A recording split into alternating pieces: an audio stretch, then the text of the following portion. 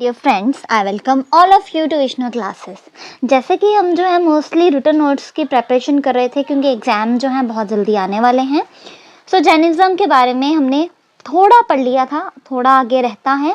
सो जो हमने पहले पढ़ा था थोड़ा सा रिवाइज कर लेते हैं कि जैनिज़्म के सबसे पहले तीर्थंकर मोस्टली पूछे जाते हैं ऋषभदेवा।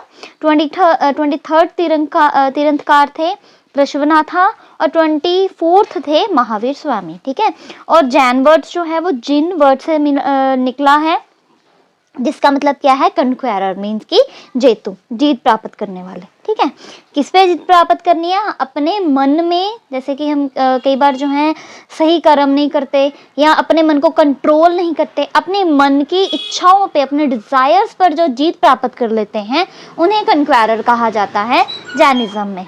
ठीक है, सो अगर 24th तीर्थंकर की बात की जाए, कौन थे वो थे महावीर स्वामी जी। तो उनका बर्थ हुआ था कुंडापुर में, और कुंडापुर कहाँ है? बिहार के आसपास है, जो कि विशाला के बिहार विशाला भी कह सकते हैं, विशाला के आसपास है। और उनकी मदर का नाम था त्रिशला। इतना हमने पहले थोड़ा बहुत पढ़ लिया था। अब अगर बात करें तो 30 साल की उम्र में तक जो है वो उन्होंने फैमिली का मतलब कि परिवार में रहे हैं। फिर बाद में जो है उन्होंने त्याग दिया था अपने परिवार को।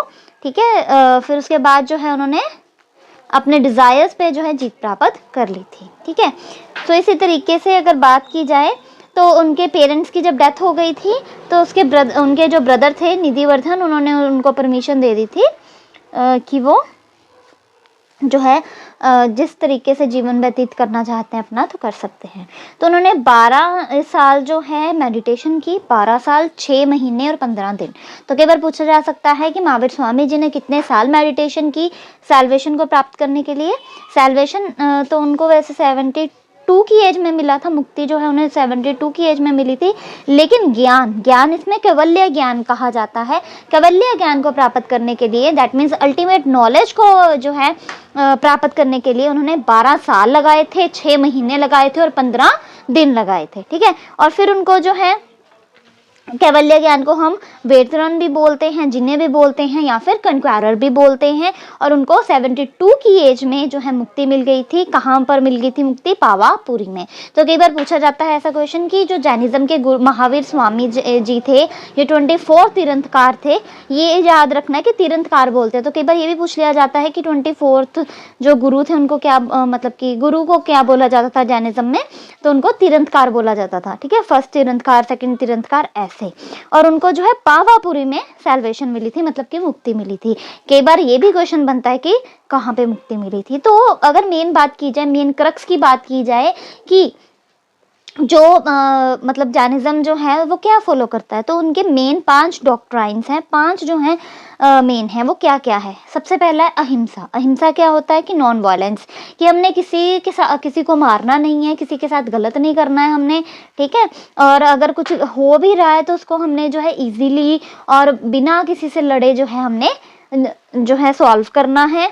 हथियारों को नहीं उठाना, दूसरों को जो है तंग एक तरह से नहीं करना, दूसरों को नहीं मारना, ये जो है मोस्टली कहा जाता है। फिर है ट्रुथ, कि हमेशा सच बोलना है। स्टाइल, that means not to steal, चोरी नहीं करनी।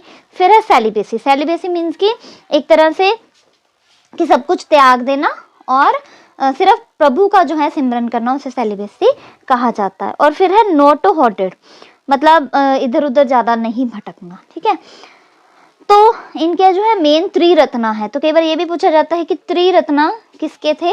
तो इनके जो जैनिज्म जो है उनके 3 रत्न थे, त्रिरत्ना जिन्हें बोला जाता है। और वो क्या थे?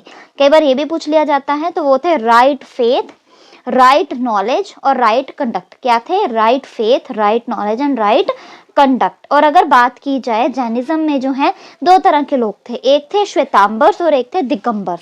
श्वेतांबर आपने देखे होंगे कि कई जैनी जो होते हैं वो व्हाइट कपड़े पहनते हैं, मुंह पे भी जो उन्होंने व्हाइट कलर का कुछ लगाया होता है। ठीक है, जो जैनिज्म को फॉलो करते हैं उनको ये पता होगा, या कहीं के आसपास पड़ोस में या कहीं पे जैनिज्म जो जैनी हो रहते हैं तो उनसे पता लग सकता है।